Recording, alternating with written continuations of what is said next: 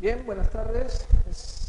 Agradezco a la comisión encargada de haberme invitado para participar una vez más de este curso de fisiopatología.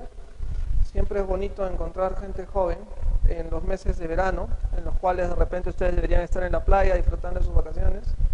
En un día de tanto calor, venir a conversar sobre temas tan interesantes como la fisiopatología, que es la base prácticamente del entendimiento de la mayoría de enfermedades. Conociendo la fisiopatología, uno puede entender perfectamente la enfermedad de cabo a rabo y de alguna u otra manera establecer una conducta terapéutica que finalmente va a ser lo que va a aliviar a tu paciente. Al hablar de fisiopatología de la enfermedad cardiovascular, estamos hablando de la enfermedad cardiovascular en sí. La enfermedad cardiovascular viene a ser la primera causa de muerte a nivel mundial. Cada segundo y medio, una persona en el mundo muere víctima de la enfermedad cardiovascular. Si esto lo extrapolamos a América Latina, podemos decir que en América Latina cada minuto una persona en el mundo muere víctima de una enfermedad cardiovascular. La Organización Mundial de la Salud reporta casi 18 millones de muertes al año producto de la enfermedad cardiovascular. Y se estima que para el año 2020 la enfermedad cardiovascular sea la primera causa de muerte ya a nivel mundial de manera global. Acá podemos ver cómo al año 2002 la enfermedad cardiovascular a nivel mundial de lejos es la primera causa de muerte. De lo que más se van a morir sus pacientes va a ser de enfermedad cardiovascular. En el Perú, la enfermedad cardiovascular es la segunda causa de muerte. La neumonía del anciano todavía sigue siendo la primera. Se estima que para el año 2020, con el avance de este boom gastronómico, con el avance de este boom económico, probablemente ya la enfermedad cardiovascular sea la primera causa de muerte, como lo es en muchos países de Latinoamérica. La patología subyacente de la enfermedad cardiovascular es la aterosclerosis. La aterosclerosis es un proceso inflamatorio, lento, silencioso, que se va desarrollando con el paso del tiempo en las arterias de todos nosotros. Ustedes ya tienen aterosclerosis, y la cual se está desarrollando lentamente y va a progresar dependiendo de los hábitos de vida que ustedes tengan. Por lo tanto, la enfermedad cardiovascular, como les digo, está asociada a estos hábitos de vida y a los factores de riesgo.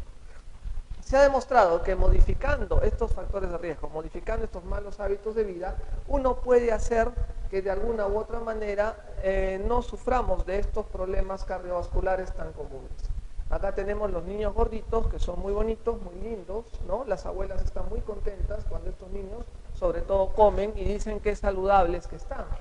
Pues bien, estos niños gorditos que cuando crecen son el punto de las bromas, a veces de algunos amigos malos, malévolos, van a generar familias de gorditos y van a generar familias con probables pacientes, potenciales pacientes víctimas de enfermedad cardiovascular.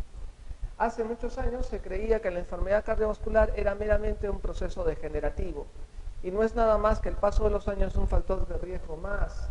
Se decía que controlando estos factores de riesgo uno podía evitar la aparición de eventos cardiovasculares. Actualmente se sabe que este es un proceso netamente inflamatorio desencadenado por múltiples factores.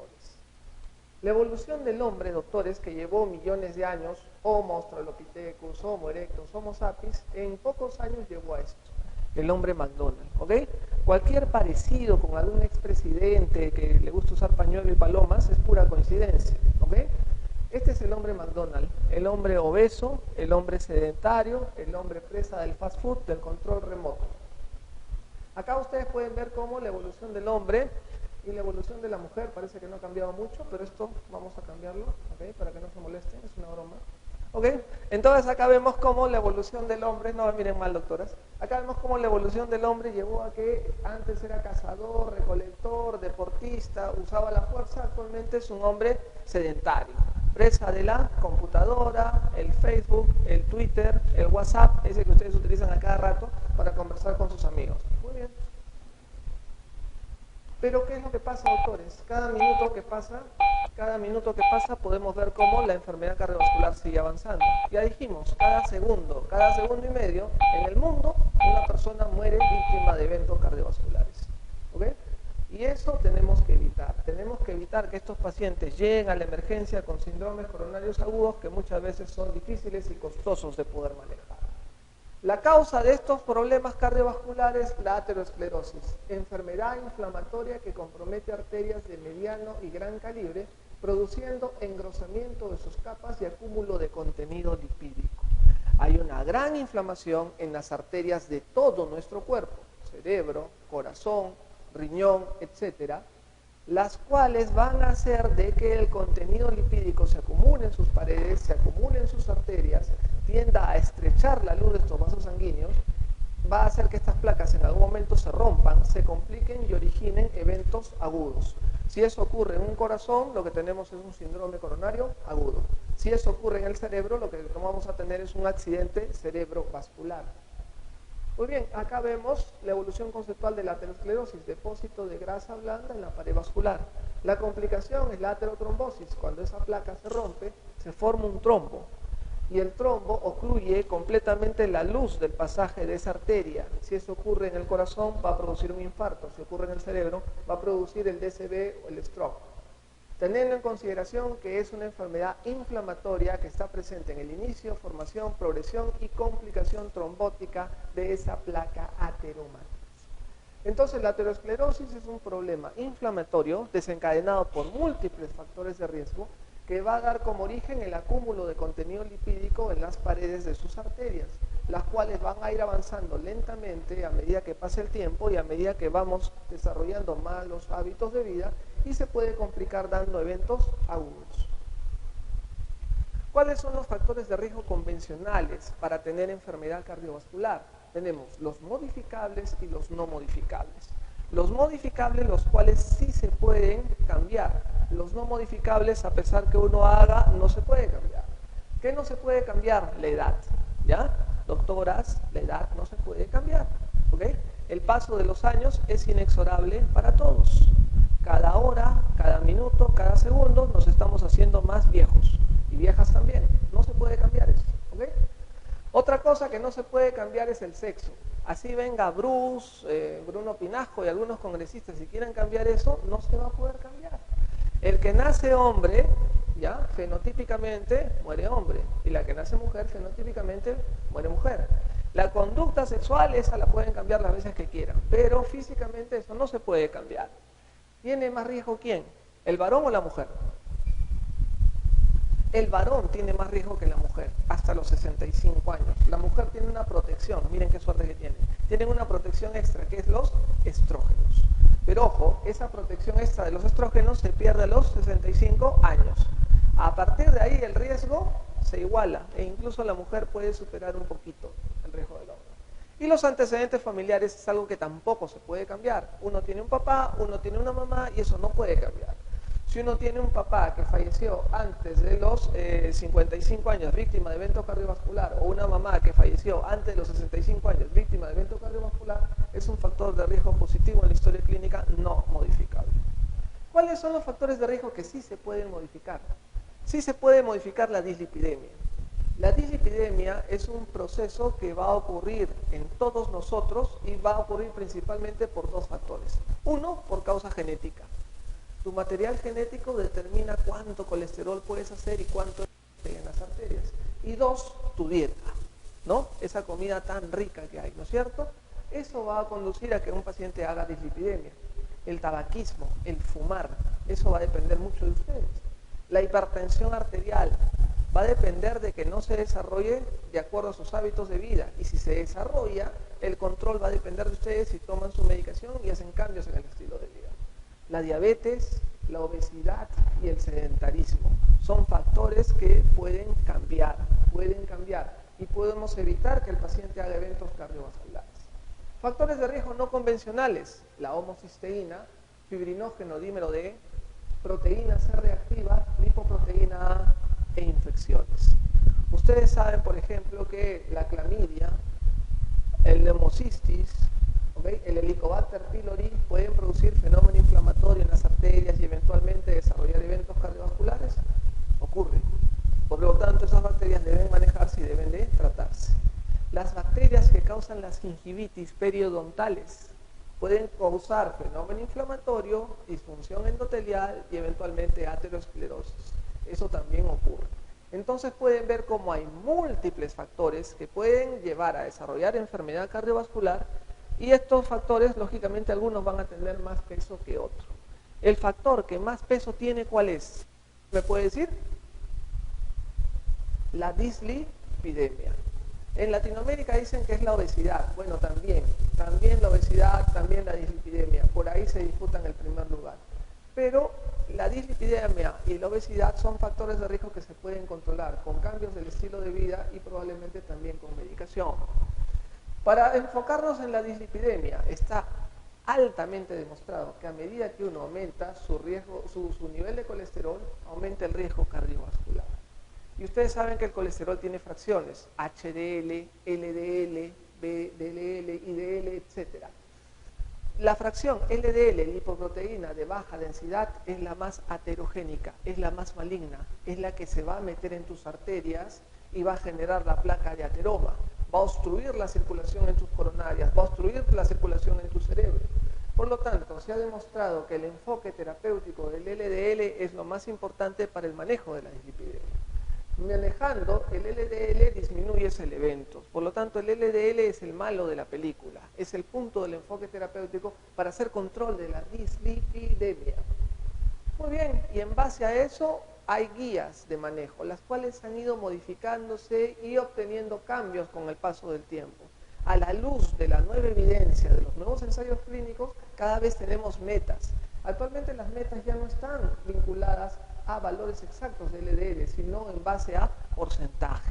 Ustedes lo pueden revisar. Pues bien, estos músicos famosos se preguntan, ¿y cómo la dislipidemia, cómo el colesterol, cómo el LDL elevado, va a generar la aterosclerosis? Teniendo en consideración que este es mi grupo de rock favorito y teniendo en consideración que este señor, Gustavo Adrián Cerati Clerc, falleció víctima de la aterosclerosis a los 51 años. Tuvo un stroke, un DCB isquémico muy importante que llevó a que esté postrado en cama durante mucho tiempo, en estado vegetal, como le dicen, ¿ok? Y llevó a que el paciente fallezca. Así van a fallecer muchos de sus pacientes y así pueden fallecer ustedes si es que no se cuidan o si es que no se controlan. Pues bien, ¿cómo se genera la aterosclerosis? Acá tenemos el lumen de una arteria normal, de una arteria que ustedes tienen. La parte más interna es la íntima, la parte media es netamente muscular, células musculares lisas, y la parte externa es la adventicia. La íntima está conformada por el endotelio y el espacio subendotelial. Pues bien, la aterosclerosis se genera en el espacio subendotelial, entre la íntima y la media. ¿Producto de qué? Alteración del endotelio, disfunción endotelial. Esa disfunción endotelial se produce por una inflamación constante, permanente de los vasos sanguíneos. Esa inflamación constante, permanente de los vasos sanguíneos va a ocurrir por los factores de riesgo.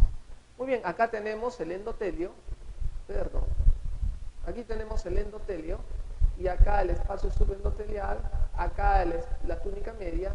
Debajo del endotelio, en el espacio subendotelial, ahí es donde se van a formar las placas de ateroma. ¿No funciona? Ahí está. Acá tenemos el endotelio. Un endotelio que debe estar adecuadamente permeable. Cuando no hay disfunción endotelial, el endotelio funciona adecuadamente. El órgano endocrino más importante del cuerpo es el endotelio. Este endotelio tiene moléculas de adhesión que seleccionan lo que va a pasar y seleccionan lo que no va a pasar. Cuando uno tiene muchos factores de riesgo, produce disfunción endotelial, altera la función del endotelio y permite la permeabilidad de moléculas que son nocivas, que se van a acumular en el espacio subendotelial y van a dar origen a la placa de ateroma. Muy bien, entonces tenemos la célula endotelial que sufre el embate del colesterol, el tabaco, la diabetes, la hipertensión, falta de estrógenos, homocisteína. Este endotelio, que está dañado por estos factores de riesgo, va a producir disfunción endotelial.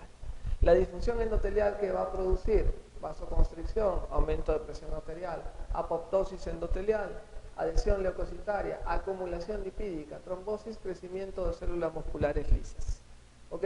Esta disfunción endotelial va a llevar a producción de placa ateromatosa y eventualmente eventos cardiovasculares. Pues bien, cuando el endotelio tiene disfunción, viene el LDL, el que ustedes ingieren en su dieta o el que ustedes tienen genéticamente determinado.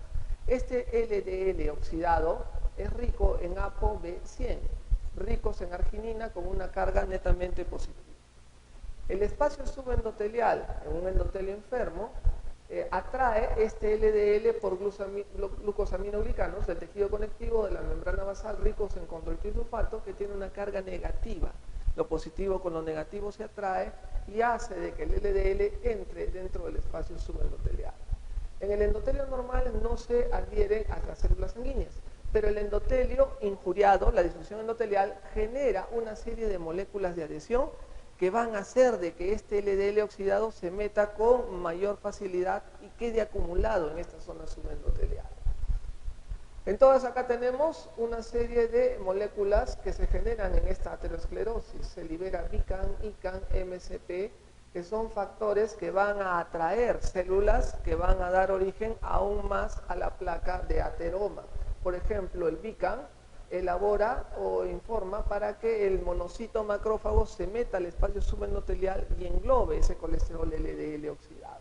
Así, de esta manera. Miren, vemos cómo este endotelio con disfunción endotelial hace de que el LDL oxidado entre al espacio subendotelial. Se elaboran estos mecanismos quimiotácticos, esta molécula, por ejemplo, el BICAN, que llama al monocito. Este monocito que circula en la sangre entra al espacio subendotelial, se convierte en un macrófago. Este macrófago va a englobar este LDL oxidado y lo que se forma son las células espumosas. ¿Para qué el monocito macrófago engloba este LDL oxidado? Para botarlo. Pero en la medida de que es mucho el colesterol LDL oxidado, ya no lo va a botar y tiende a acumularse en el espacio subendotelial, formando las estrías grasas. Pues bien, estos monocitos, como yo les dije, se transforman en macrófagos. Estos macrófagos engloban el LDL oxidado y tratan de botarlo, tratan de eliminarlo.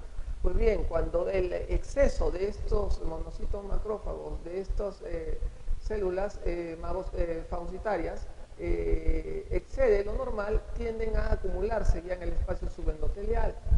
Y al acumularse en el espacio subendotelial forman las células espumosas. Acá tenemos, mira, el LDL oxidado que por disfunción endotelial entra al espacio subendotelial. Las células o las moléculas de adhesión llaman al monocito que entra en el espacio subendotelial, se convierte en macrófago. Este macrófago engloba el LDL oxidado, se forman las células espumosas. Inicialmente para botarlas y posteriormente, cuando es mucho el contenido de LDL, se empiezan a acumular en el espacio subendotelial. De esta manera, mira cómo las células espumosas se empiezan a acumular en el espacio subendotelial. Acá vemos cómo estos monocitos macrófagos incluso también elaboran otros mecanismos, expresan otros receptores para llamar a más monocitos macrófagos y generar más células espumosas. Posteriormente, estas moléculas de adhesión lo que van a hacer es que migren las células musculares lisas de la túnica media y rodeen este acúmulo de células espumosas. Van a darle forma a la futura placa de ateroma. Acá podemos ver cómo este exceso de células espumosas va a formar un núcleo lipídico. Acá vemos cómo las células musculares lisas están migrando y van a rodear a este núcleo lipídico. Acá vemos, mira, cómo las células musculares lisas empiezan a migrar y a rodear este gran núcleo lipídico con células espumosas. Acá vemos cómo las células musculares lisas rodean y forman, ¿qué cosa? La placa de ateroma. Acá podemos ver cómo en la parte más externa, hacia la luz del vaso, se ha formado una cápsula fibrosa por estas células musculares lisas. Esta cápsula fibrosa, si es delgada, puede romperse y ocasionar los eventos coronarios agudos. Pero si esta cápsula fibrosa formada por estas células musculares lisas es gruesa, esta placa ateromatosa va a durar más y es poco proclive a romperse. ¿Cuál es el problema? Mientras más grande sea el núcleo lipídico, esta cápsula fibrosa va a ser más delgada y más proclive a romperse. Entonces eso es lo que pasa. Hay una gran inflamación que trata o que lesiona el endotelio, llama a estas células musculares lisas, llama a estos monocitos macrófagos, los cuales van a formar parte de esta gran placa de ateroma. Acá tenemos la placa de ateroma. Esta placa de ateroma va a obstruir la luz del vaso sanguíneo. Y en algún momento esta placa de ateroma, debido a que su cápsula fibrosa es delgada, esta placa de ateroma, se puede romper. ¿Cómo se rompe? Una crisis hipertensiva. ¿Cómo se rompe? Una mala noticia. ¿Cómo se rompe? Una comida copiosa. ¿Cómo se rompe? Mi hijo desaprobó el examen. ¿Cómo se rompe? No sé, mi hija salió embarazada, qué sé yo. Una mala noticia lleva a que de repente ocurra un shear stress, un estrés dentro de la arteria, rompe la placa de ateroma y se forma el trombo. Entonces, el hombre vive con aterosclerosis, pero muere de trombosis. Ya lo dijo Virchow hace muchos años. La placa de ateroma, que tiene una cápsula fibrosa delgada, producto de un estrés, como ya les mencioné, se rompe.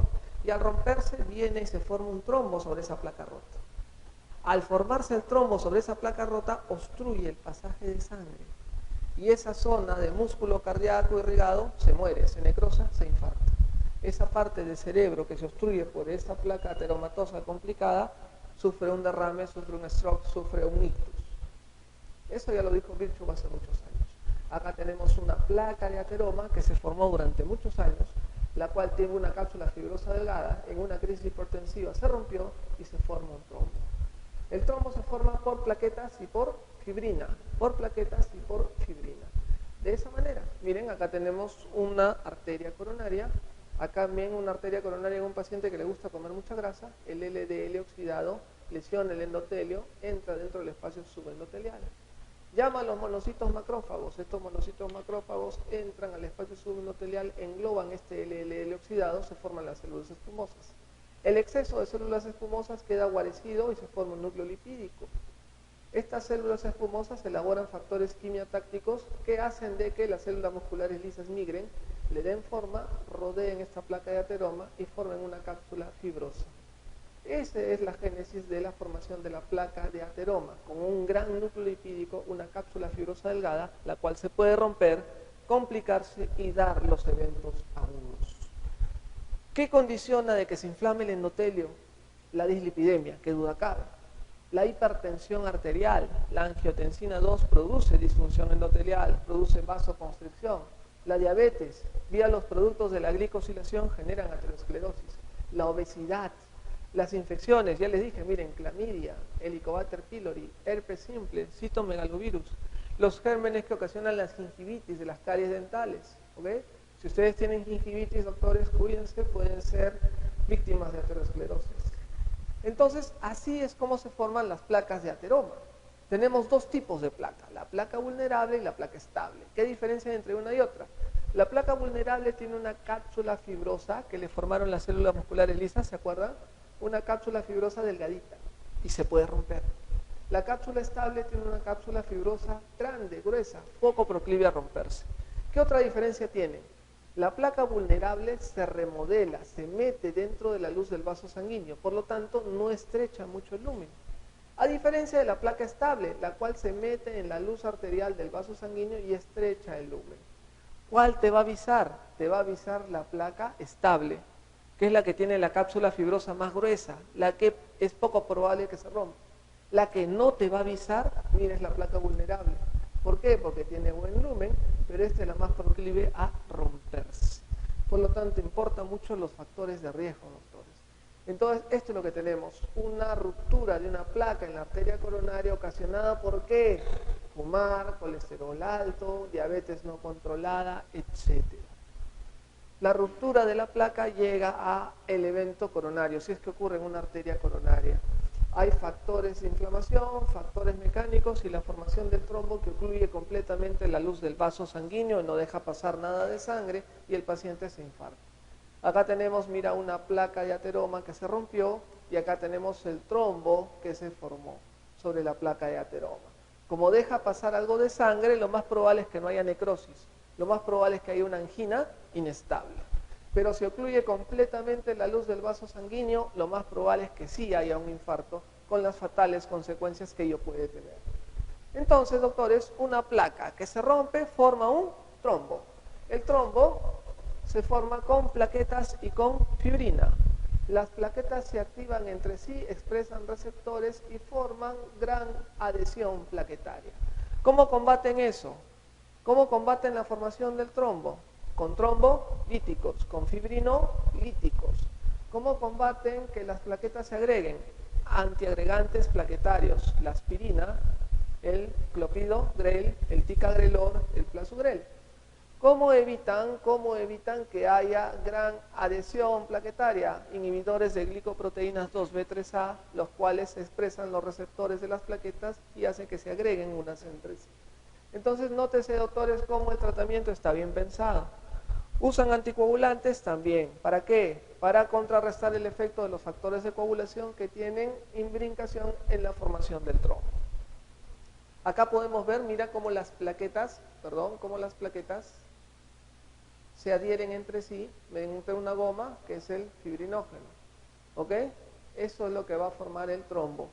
Cuando hay un evento agudo, lo que tenemos que utilizar son trombolíticos. ¿Cómo esta fisiopatología se traduce en la clínica de la enfermedad coronaria? Acá tenemos las coronarias. Tenemos la coronaria derecha y la coronaria izquierda. La coronaria izquierda tiene un tronco que se divide en dos ramas, descendente anterior y circunfleja.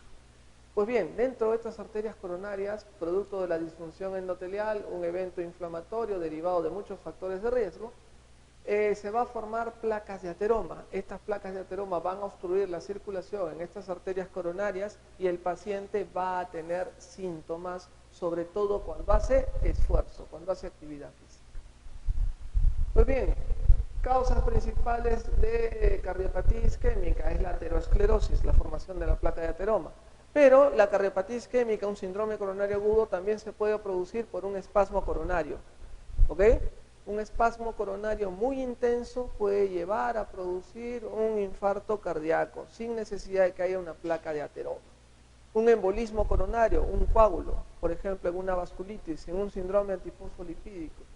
Anomalías congénitas coronarias, como ocurrió en un futbolista ecuatoriano que se murió en Arabia, el Chucho Benítez, tuvo una anomalía de la arteria coronaria a causa de muerte súbita. Enfermedad microvascular, como se ven en los diabéticos, problemas hematológicos, trastornos de la coagulación, déficit de proteína C, déficit de proteína S, etc. Hay una desproporción entre la demanda y el suministro de oxígeno. Entonces acá vemos los mecanismos de la isquemia. Lo más común es una placa de ateroma, pero puede haber espasmo o enfermedad microvascular distal. Dentro de la fisiopatología del miocardio tiene que haber un normal equilibrio entre la oferta y la demanda. Si el paciente tiene placas de ateroma que obstruyen la circulación a nivel coronario y hacen que el paciente corra, no va a tener buen aporte porque sus placas están obstruidas. Clínicamente el paciente va a tener angina de pecho. Entonces, dentro de la fisiopatología de la insuficiencia coronaria hay la denominada hipoxia. La hipoxia puede ser porque cae la oferta o porque aumenta la demanda o viceversa. Lo más común es un coronario que le haces caminar, hacer ejercicio y el paciente va a tener angina de pecho. Eso se ve cuando uno hace la famosa prueba de esfuerzo. Entonces hay un desbalance entre uno y otro. Acá tenemos nuevamente nuestra placa de ateroma. Esta es una placa de ateroma estable que tiene un núcleo lipídico pequeño y una cápsula fibrosa gruesa y estrecha la luz del vaso sanguíneo. Acá podemos ver en esta arteria cómo el embate de los años, los malos hábitos de vida, la disfunción endotelial genera placas de ateroma. Miren cómo las placas de ateroma se van formando y van obstruyendo el 30% de la arteria coronaria. Obstrucción no significativa. Va avanzando la enfermedad, ¿no? Siguen comiendo rico, siguen fumando, no controlan su presión, su diabetes, oclusión del 50%. Es una estenosis moderada. Es severa cuando la oclusión pasa el 60%. Acá vemos cómo la placa de ateroma sigue creciendo, sigue avanzando y vemos cómo estrecha completamente, prácticamente luz el pasaje de la sangre, 90% de oclusión de la arteria coronaria. Basta que tenga 60% o más de oclusión de esa arteria coronaria y que esté sintomático para que este paciente sea capaz de recibir revascularización. Y la revascularización es de dos tipos, la cirugía de bypass o la colocación de angioplastía con stent. No hay otra forma, ¿ok? No hay otra forma validada hasta el momento.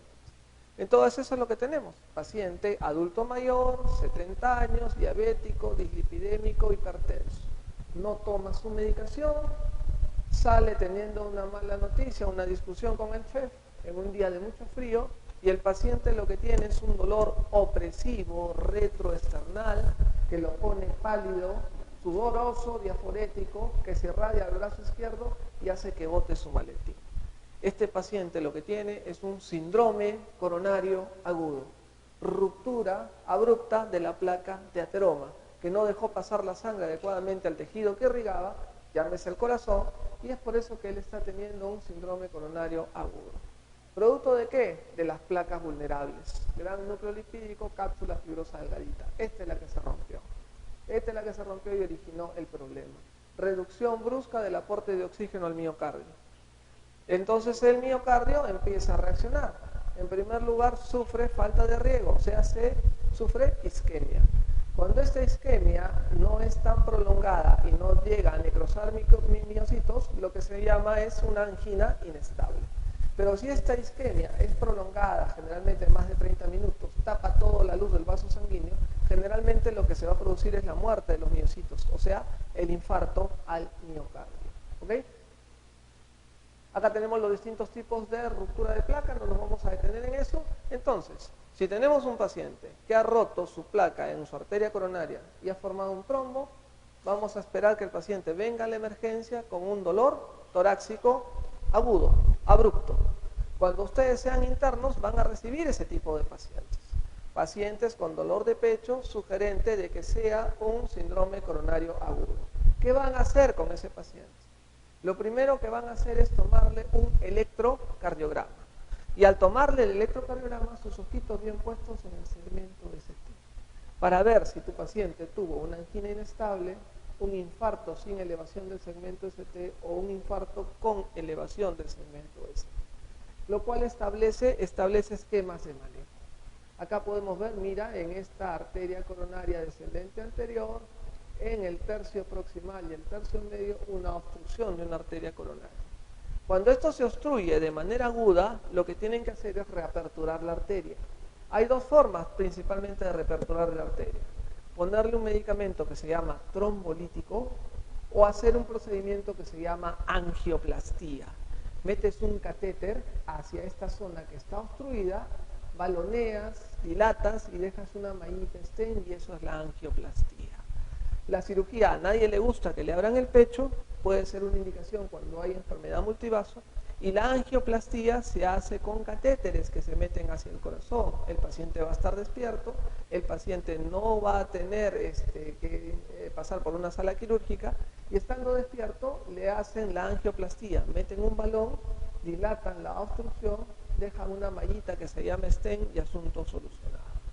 Entonces, doctores, lo que les va a venir a la emergencia es un síndrome coronario agudo producto de una ruptura de placa. Si la ruptura de la placa ocasiona un trombo que no ocluye totalmente la luz del vaso sanguíneo, todavía deja pasar sangre, lo más probable es que sea un IMA-ST no elevado, o sea, una angina inestable. Pero si tu paciente ocluye completamente la luz del vaso sanguíneo con un trombo grande, enorme, que no deja pasar nada de sangre, lo que se va a producir es un IMA-ST elevado. Lo más probable es que el paciente vaya a un infarto en la modalidad Q. Eso es lo que va a venir a la emergencia. Por lo tanto, como les digo, toma vital importancia el electrocardiograma. Con el electrocardiograma, ustedes van a definir si tu dolor de pecho, si tu síndrome coronario agudo es ST no elevado o es ST elevado. Esa es la diferencia. Acá podemos ver en el electrocardiograma un SICA ST elevado. Generalmente esto ocurre por una oclusión total de la luz del vaso sanguíneo. El paciente que tiene una oclusión parcial lo que hace es un SICA ST no elevado, depresión del segmento ST u onda T negativa. Cuando hagan electrocardiograma van a ver eso más en detalle. Pero esa es la realidad de lo que nos espera. Muy bien, acá tenemos un paciente que tiene un corazón y que probablemente está viniendo a la emergencia por un síndrome coronario agudo. Acá vemos cómo este paciente, con el paso del tiempo, teniendo inicialmente un vaso patente, empieza a elaborar placas de ateroma, las cuales van a obstruir el pasaje de sangre y eventualmente el paciente puede tener dolor. Agudamente ese paciente puede romper esa placa de ateroma y originar un síndrome coronario agudo. Cuando eso ocurre, uno, mediante la arteria ilíaca de la pierna, hace una punción, introduce un catéter guía, que es como un alambrito, el cual va a subir por la arteria ilíaca, por la arteria aorta y va a llegar a la base del corazón. Una vez que llega a la base del corazón, ese catéter se clampa en el ostium, o sea, en la entrada de la arteria coronaria, sea derecha o sea izquierda. Muy bien, A través de ese catéter, a través de ese alambrito, perdón, a través de ese catéter guía, introducen un catéter hueco flexible. Este catéter hueco flexible llega hasta la base de la aorta donde está el ostium de las coronarias. Retiramos el alambrito, retiramos la guía y a través de ese catéter que queda posicionado inyectamos contraste. Al inyectar contraste, miren, se dibuja la anatomía de las arterias coronarias. En este caso, de la circunfleja, y acá podemos ver cómo la descendente anterior está bloqueada, no sigue su trayecto. Aquí está el problema agudo que llevó a que el paciente tenga ese problema. Entonces, ¿qué es lo que vamos a hacer? Vamos a tratar de hacer lo que se llama angioplastía. Cuando es una lesión proximal y no son muchos vasos los dañados, se puede hacer una angioplastía. Entras con un balón, inflas el balón y consigues nuevamente patencia en la pared vascular de la arteria. Y la sangre vuelve a circular y el paciente alivia sus síntomas. Para evitar que esto se deteriore, lo que uno hace posteriormente es dejar una malla, como la malla del lapicero de ustedes, que se llama stent. Acá podemos ver cómo después de haber baloneado la lesión, dejan esta mallita que es el stent, que va a asegurar que esta lesión no vuelva a cerrarse rápidamente. Incidencia de restenosis 13% al año, si es un stent liberador de medicamento del 2 al 3% al año. Es una muy buena opción. Acá nuevamente podemos ver una angioplastía primaria. Nótese cómo el paciente, el médico operador introduce el catéter, infla el balón, remodela la lesión en la arteria y deja de una vez esta malla que se conoce con el nombre de stent. De esa manera se asegura la patencia del vaso, la circulación y el paciente no va a tener mayor problema. Pues bien, eso es la angioplastía. ¿Qué pasa si tu paciente tiene lesiones múltiples o muy difíciles de poder manejar con angioplastía? Tiene que ir a la cirugía de bypass. La cirugía de bypass es una esternotomía media, como ustedes pueden ver. Divulsionan los tejidos, separan los tejidos una vez que han hecho el corte respectivo y al separar los tejidos nos vamos a encontrar con el esternón. Ustedes una vez que se encuentran con el esternón lo fracturan y lo sacan. De ahí van a ver el pericardio lo corta y ustedes van a ver el corazón batiente delante de sus manos. ¿Ok? Acá tenemos el corazón batiente. Para que se opere tienen que ponerle una sustancia que se llama cardioplegia, para que su corazón esté quieto. Mientras tanto, con estas cánulas va a regular su circulación coronaria. Ahí ponemos el puente o bypass de una arteria subclavia hacia la lesión de la arteria. Una vez culminado el procedimiento, vamos a introducir unas pequeñas ondas de electroshock de 3 a 5 milivoltios. Empieza a latir nuevamente el corazón, van a retirar las cánulas y lo que van a dejar son una serie de catéteres por si acaso la paciente puede sufrir algún evento coronario agudo. Abajo están los tubos de drenaje. Así es como se hace la cirugía de bypass. La angiografía no puede evaluar el remodelado coronario completo, ¿ok? Acá podemos tener, mira, la luz de una arteria coronaria, acá tenemos la luz en amarillo y la luz en rojo. Aparentemente todo está bien. ¿Qué es lo que pasa?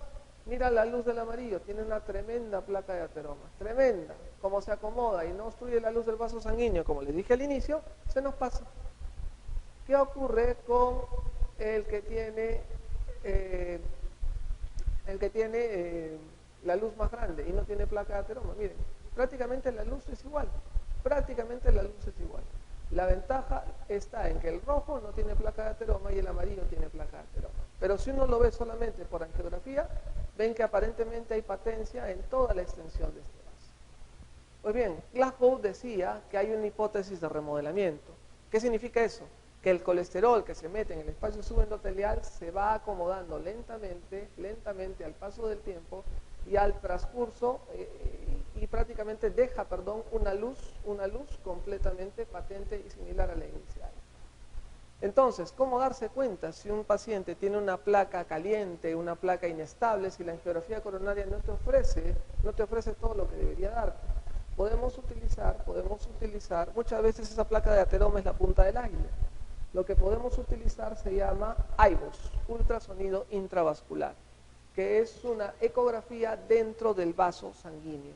Ahí tienen el transductor del IBUS que está dentro del vaso sanguíneo, está escaneando la luz o el lumen de la arteria. Acá podemos ver en vivo y en directo, ¿ok?, el IBUS y cómo está introducido dentro de la luz del vaso sanguíneo. Acá podemos ver en negrito el IBUS propiamente dicho, el transductor, ¿ok? Luego lo que te señala es la luz del vaso sanguíneo en rojo. Luego lo que te va a señalar es la íntima. El paciente está señalando la íntima con la flecha amarilla. Y nótese cómo la parte medial basal está en azul. Nótese cómo aquí delante del medial basal hay un gran contenido de lípido. Nuevamente por atrás está la membrana adventicia. Y ustedes van a ver cómo esa es la placa de ateroma que rodea.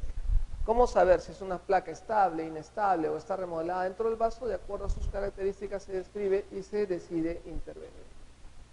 Pues bien, hay varias formas de cuidar la salud. Tener controles de colesterol, no excederse en lo que es malo, y ustedes pueden elaborar escalas de riesgo. Este es el score de riesgo de Framingham. Te revela datos en base a la edad, el HDL, colesterol, si fuma o no fuma y la presión sistólica. En base a esta encuesta establece una tabulación y en base a la tabulación uno sabe cuál es el riesgo cardiovascular en estos pacientes.